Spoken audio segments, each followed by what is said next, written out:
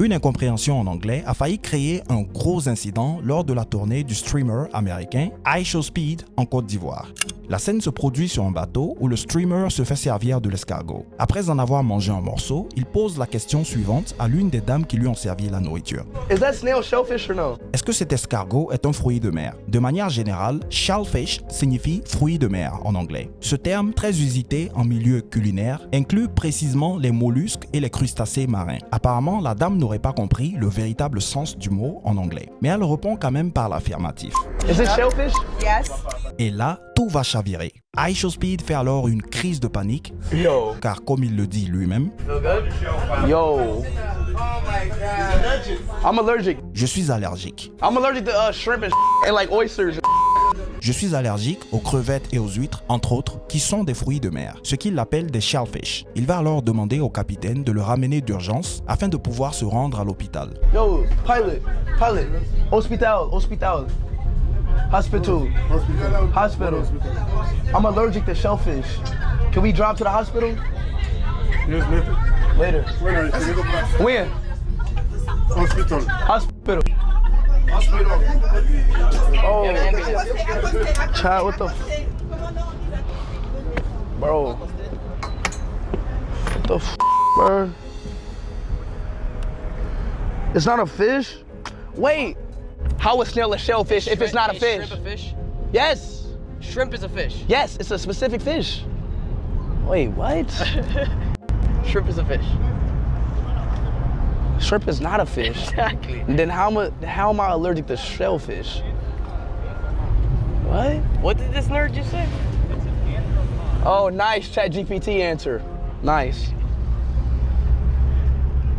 Mais heureusement, il y a eu plus de peur que de mal, car l'escargot en question n'est pas un fruit de mer. C'est bien un mollusque, mais un mollusque terrestre. L'escargot géant africain, qui est un escargot de terre, est de loin le plus cuisiné et le plus consommé dans des pays comme la Côte d'Ivoire. Donc vraisemblablement, ce n'était pas un escargot de mer qu'on appelle sea snail en anglais. Elle aurait donc dû répondre « No, it's a land snail ». Il est aussi possible que la dame ait compris le mot shellfish de manière littérale en se concentrant sur le mot shell qui signifie coquille. Or, comme un escargot a une coquille, elle a peut-être cru qu'il demandait simplement si c'était un animal avec une coquille. Voici un bel exemple d'un malentendu linguistique où un mot est compris mot à mot au lieu d'être compris dans son sens réel et culturel. Mais bien entendu, je ne suis pas dans sa tête, donc ce n'est qu'une hypothèse. Cependant, le mot shell a effectivement un sens dans ce contexte. Je vous explique.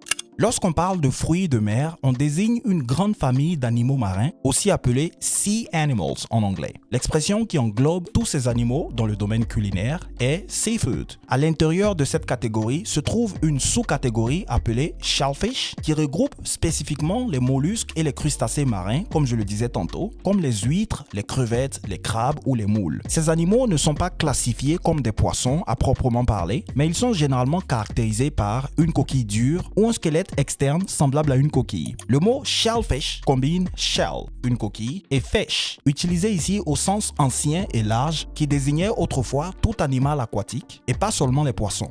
Deux leçons à tirer de cet incident. First, n'hésitez jamais à vérifier le sens exact des mots quand vous n'en êtes pas sûr. Cela peut prévenir des incidents très graves. Second, il est toujours préférable d'avoir au moins un interprète professionnel dans le staff à ce genre d'occasion. Ne vous limitez pas à des bilingues.